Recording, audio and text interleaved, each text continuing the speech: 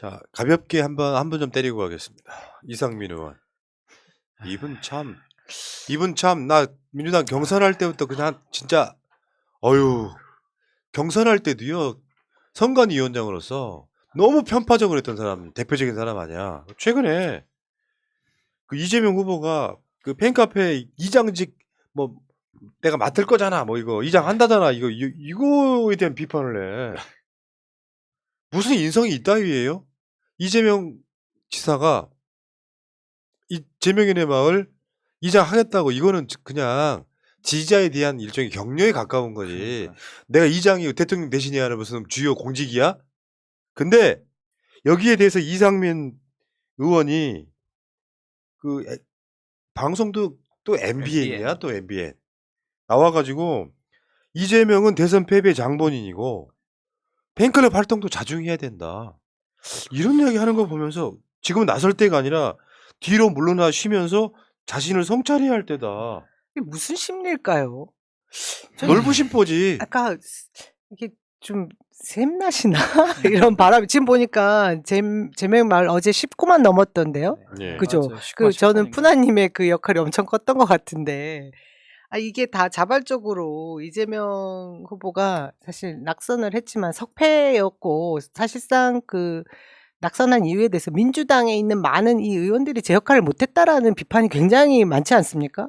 그런 자기의 역할에 대한 반성은 하나도 없이 계속해서 이런 말도 안 되는 억지를 부리는 이유가, 저는 이분이 뭐 이렇게 굳이 이렇게 종편에 나가서 계속해서 이 말을 해서 본인의 뭐 몸짓을 키워야 될 시기인가? 그것도 아니거든요. 사실 이제 뭐 이상민 의원 신념을 가지고 있는 것 같아요. 정계 은퇴해야 될 이제 타이밍이 오고 있으니까 그럴 수 이해가 안 있는데, 돼요. 사실 이렇게 대선 패배로 이재명 후보를 지지했던 사람도 힘들고 이재명 후보 본인도 힘들 텐데, 그거 관련해가지고 팬들은 그 힘듦에도 불구하고 뭔가 또 함께 모여가지고 뭔가 만들어보자고 제명인의 마을에서 활동을 하고 있고, 그리고 그 팬클럽 투표로 이장직에 당선이 되신 거잖아요. 이런 거를 가지고 아니야. 아닌가요? 아니 무슨 아니, 이장직을 수락 팬카페인데 투표로 당선을 해요. 수락을 요구해가지고 본인 수락하신 거잖아요. 아. 이제 그런 건데, 그런 거 가지고 이제 예를 들면 자중해야 된다, 그리고 패배의 장본인이다, 이렇게 얘기하는 것은 그 팬카페 회원들한테도 힘이 빠지는 얘기지만 선거를 정말 열심히 뛰었던 사람들에게도 조금 약간 마음의 상처를 줄 수 있는 거여서 좀 감을 많이 잃어버렸다라는 생각이 좀 듭니다. 아니, 저는 솔직히 충남에 살지 않기 때문에, 대전에 살지 않기 때문에 잘 모르겠습니다. 이분이 대선에서 어떠한 역할을 하셨는지 모르겠지만 충남에서 10만 표 뒤졌고요. 하다못해 이분의 그 지역구인 대전에서도 3만 표를 졌어요. 그럼 본인이 잘못한 거, 본인이 열심히 홍보 못한 거에 대한 어떤 반성을 단 한 번, 일이라도 하셨는지, 그리고 그렇게 말씀하시잖아요. 정치니까 정치적 활동을 완전히 그만둘 수는 없겠지만 좀 더 자중할 필요가 있다. 조급증을 내면 평정심을 잃어버리게 되고 판단이 흐려진다고 말씀하셨는데, 저는 똑같이 되돌려드리고 싶어요.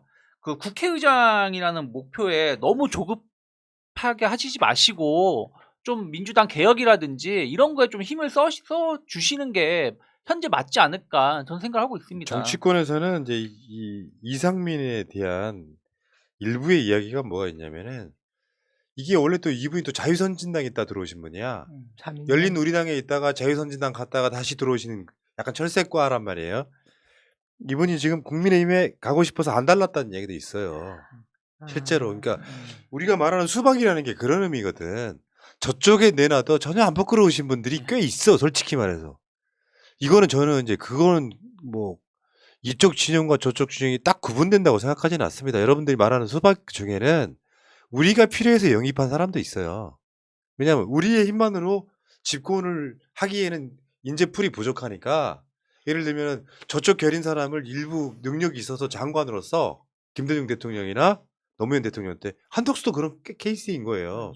그래서 그러다가 이쪽 진영으로 출마를 하게 되면 이 사람이 우리 쪽 진영 사람이 되긴 하지만 기본적인 마인드나 이런 게 안 바뀌는 사람들이 있어요. 있긴 한데, 이상민 의원은 아까 그 이덕진 변호사도 이야기를 했지만 그 많은 지지자들이 오랜 시간 동안 침묵에 시리에 빠지지가 않고 다 갑자기 그 다음날 바로 일어나가지고 으쌰으쌰 해보자라고 하는 그렇죠. 이 흐름 속에 그렇지 않아도 선관위원장이던 사람이 이재명 후보만 막 까댔었잖아요.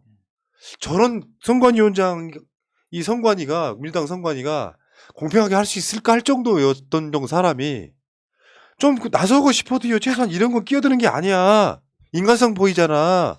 서로 아픔을 이겨내자고 어깨동무하고 좀 힘겹게 이겨내고 있는데 이재명은 대선 패배 장본이니까 나오지 말고 팬클럽 활동도 자중해라. 그 많은 사람들이 이재명 이름 한자 걸고 이재명인의 마을 같아서 글 쓰고 있는데 거기 가서 어렵게 좀 더 솔직히 말씀드리면 거기 가서 글 쓰라고 했던 추동하셨잖아요, 우리 분아님. 제가 그런 사람이잖아요. 그래서 이틀 고민하다가 그 글을 쓰시더라고. 근데 그것도 쉬웠겠냐고요.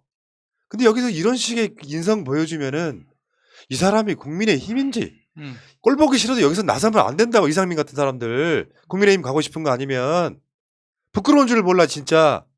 그리고 이분이 지금 5선이고 최고위원이잖아요. 근데 발언하실 때 상당히 좀 최고위원 아니에요? 최고위원 아닌가요? 하여튼 지금 뭐 비대위원 5선이시잖아요. 그러면은 어쨌든 민주당 내에서 상당히 높은 그 위치에 있으실 텐데 지금 이번 공천 자체가 이번 6.1 지방선거 관련해가지고 뭔가 뒤에서 이재명 후보, 이재명 고문이 뭔가 자기의 뜻에 맞게끔 뭔가 좌지우지하려고 하는 것 같은 발언을 하시는 것 자체는 이거는 남들이 보기에는 그렇게 하고 있다라고 보여줄 수도 있는 거거든요.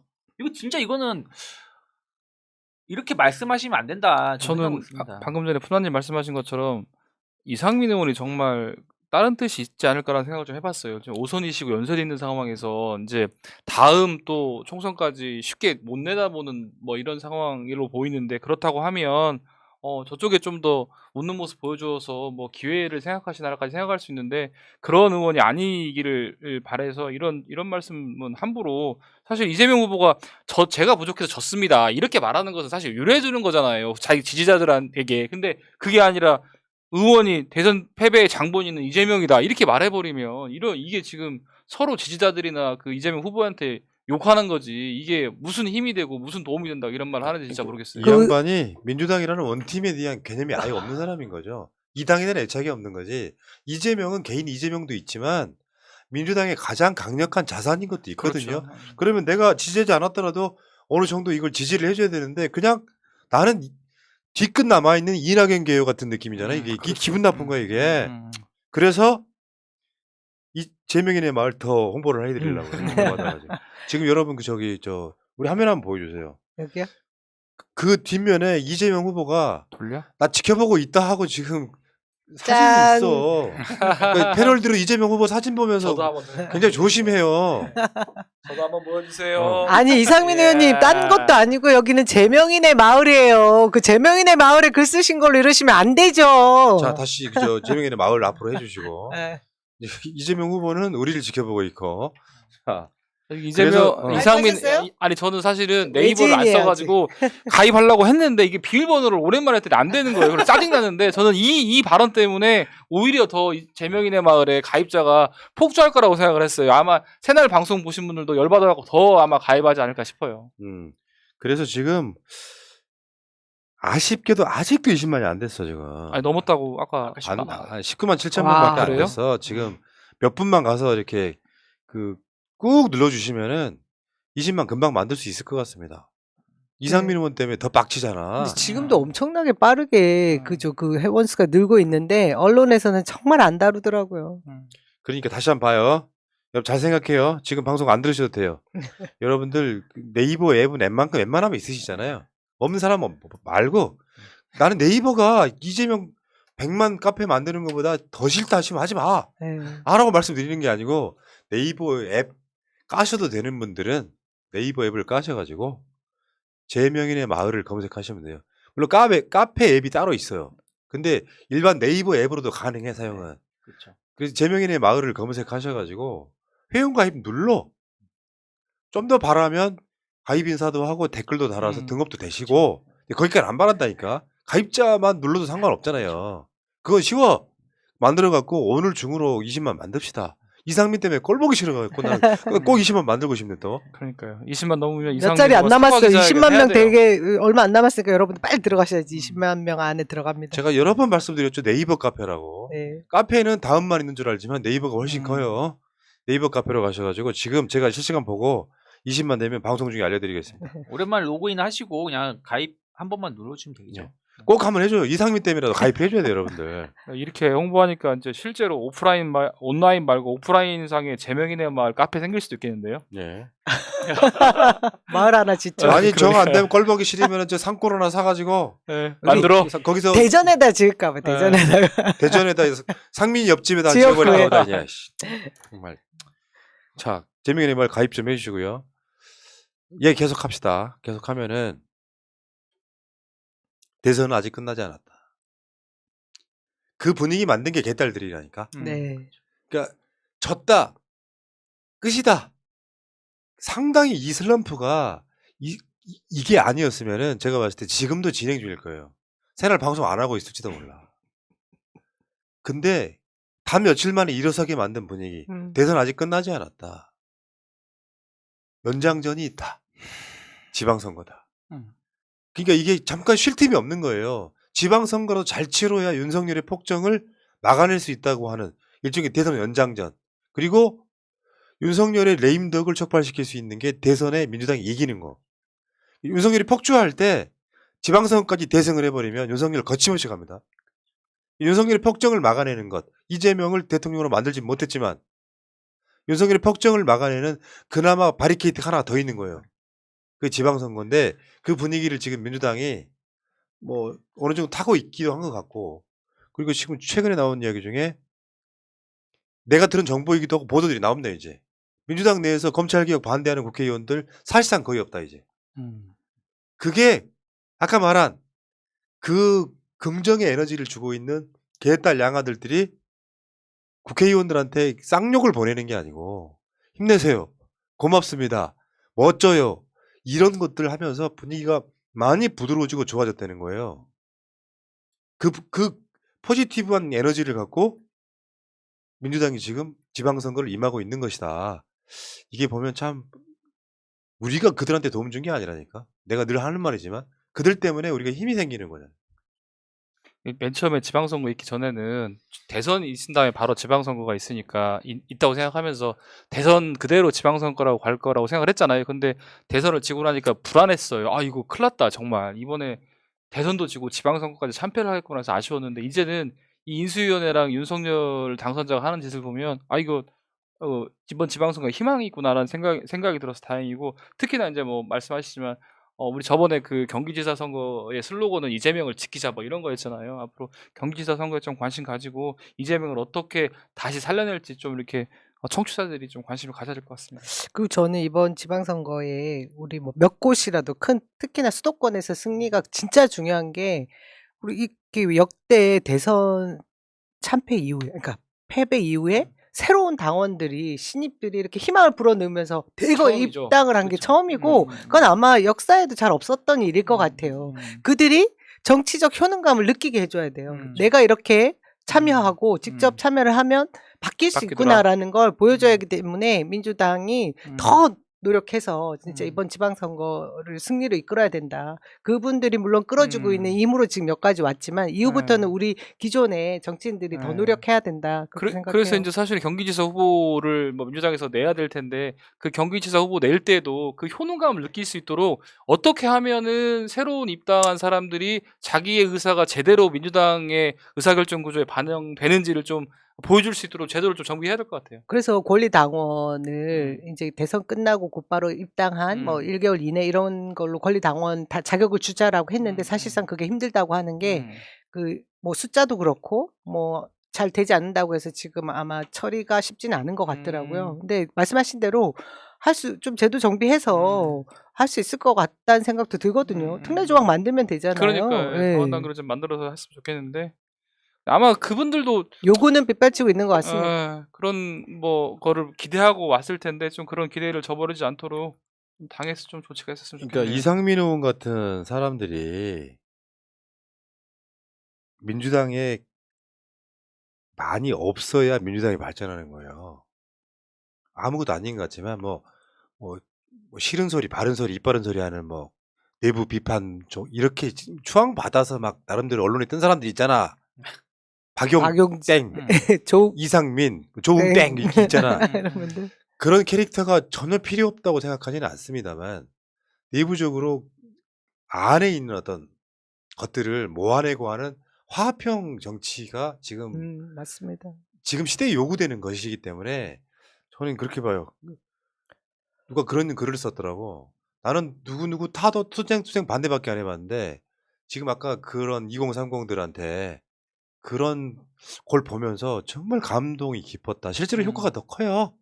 간단히 말해 민주당이 못해. 그러면은 옛날 방식으로 자식들 교육하듯이 회초리 들고 와갖고 때리면은 그게 그 아이가 공부를 더 잘합니까? 주눅 들죠. 그래서 왜 칭찬 마케팅이라고 하는 게 유명하잖아.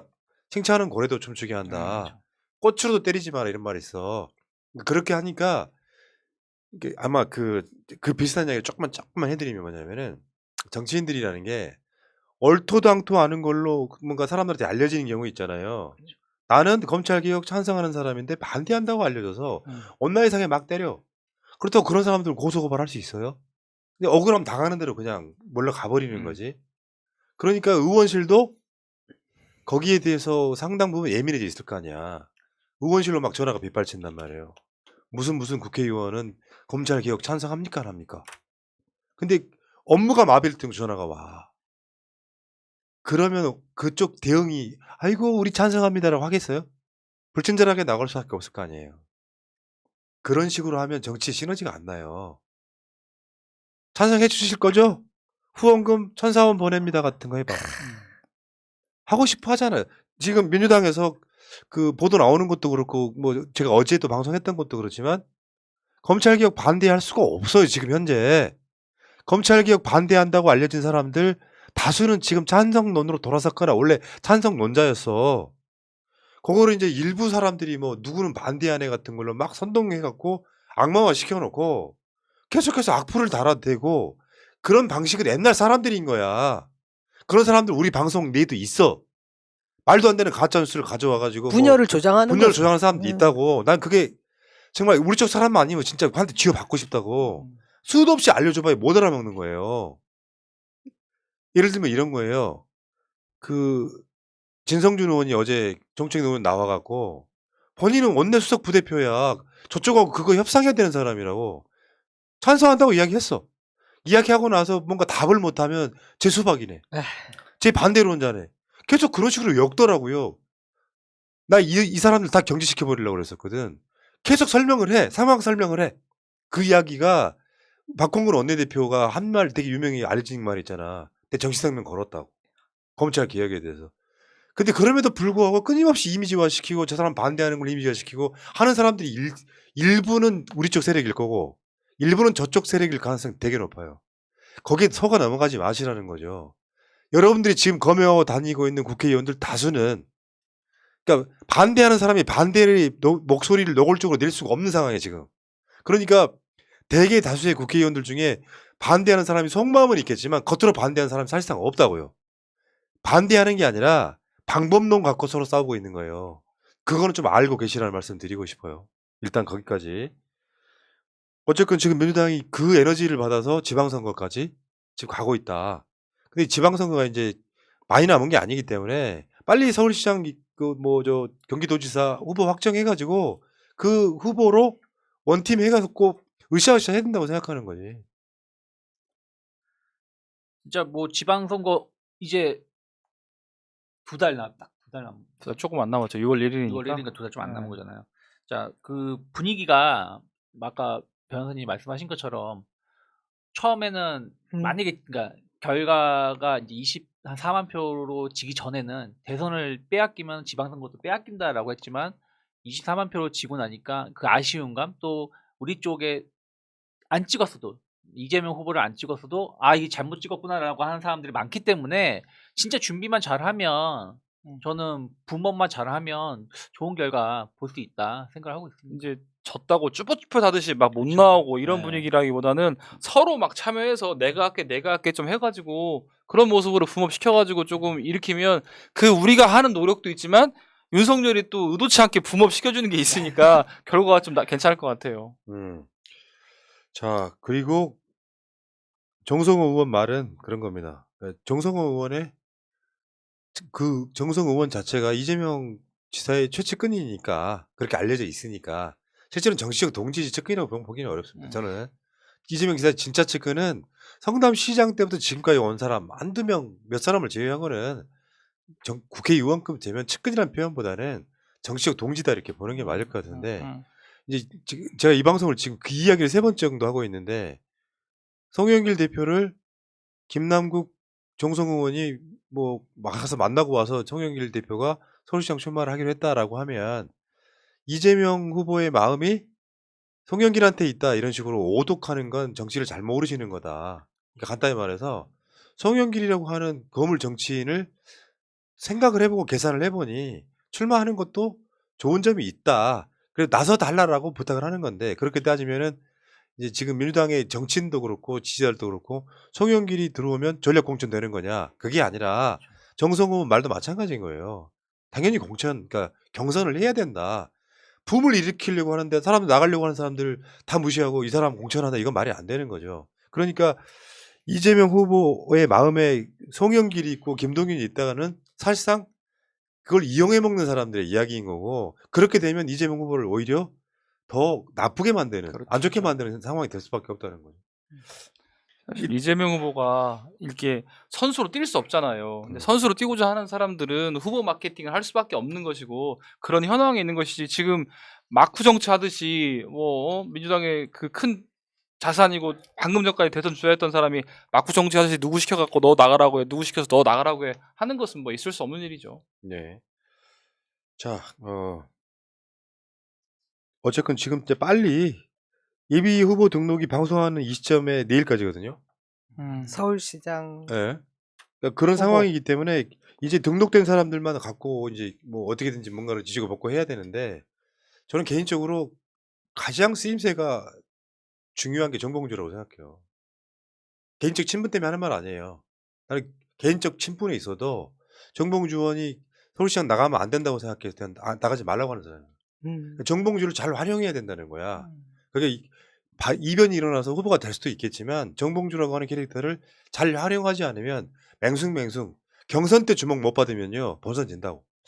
어떤 분이 그 정봉주 의원이 지난번 열린민주당일 때 김진애 의원한테 뭐 경선에서 지지 않았느냐 뭐 그런 말씀을 하셨는데 그 당시를 떠올려 보면 그 민주당과의 합당을 찬성하냐 반대하느냐 그게 밑자락에 깔린 정서가 있었어요. 그때 반대하시는 분들이 많은 분들이 아마 한 6대4 정도 됐던 것 같은데 김진애 의원을 찬성했던 분이 그거하고 연동돼 있던 심리가 있거든요. 근데 지금은 어차피 이제 민주당에 열린민주당이 다 이제 같이 합해진 합당한 상태이고 새롭게 정봉주 의원의 그 활기차고 에너지 넘치는 그런 모습을 저희가 또 한번 볼 수 있는 기회가 올 거란 생각이 네. 들고 송영길 대표의 그 후보에 있어서 문제가 많은 분들이 사실 오해했던 부분이 그 부분인 것 같아요.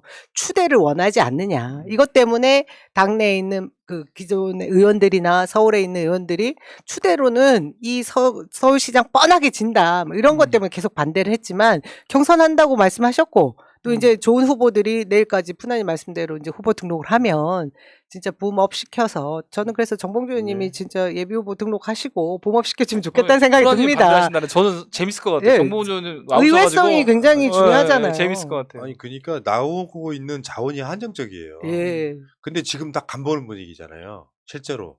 쉽지 않은 선거니까. 그 간보는 분위기인데 여기에 네. 희생한 거죠. 네, 송 송영길 대표도. 자체가. 희생하신 거죠. 근데 그 지점을 높게 사는 거고 예. 또 반대하는 사람들 그러니까 출마 자체를 반대하는 그룹이 있고요. 출마를 반대하지는 않으나 그 전에 뭔가 해야 될 일이 있다. 사과 같은 거. 그런 그룹들이 있다. 이렇게 말씀드리고. 자, 어쨌건 그 서울시장은 제가 봤을 때 진다는 생각으로 덤비면 무조건 져요. 지금 분위기가 그렇다고. 이길 수 있다라고 해보면 한 2, 3% 이길 수 있는 방법도 있다라고 저는 봅니다. 그러니까 어쨌든 여기서 가장 잘 활용할 사람은 정봉주다 이렇게 봐요. 그러니까 많은 분들이 정봉주 너무 가벼워서 한대. 본인도 알고 있어. 나 가끔씩 얘기하는데. 의원님 좀 가벼운 쪽 분위기만 좀 진지하게 가면 안 돼요. 근데 그거 못 바꿔. 가벼운 게 아니라 유쾌하고 즐겁고 아니 그 그러니까 정치를 좀 더 재밌게 만드시는 거 아닌가요? 그러니까 진보 쪽에 있는 보수적인 분들은 그것을 싫어하는 거야. 그럴 수 있죠. 유쾌하게 받아들이지를 못하고 가볍다고 받아들이는 거예요. 그런 것만 깨놓고 나면 컨텐츠 어마어마하신 분이잖아요. 음. 그렇죠. 자, 어쨌건 정봉주도 관심 있게 봐주시고요. 여기까지 하겠습니다.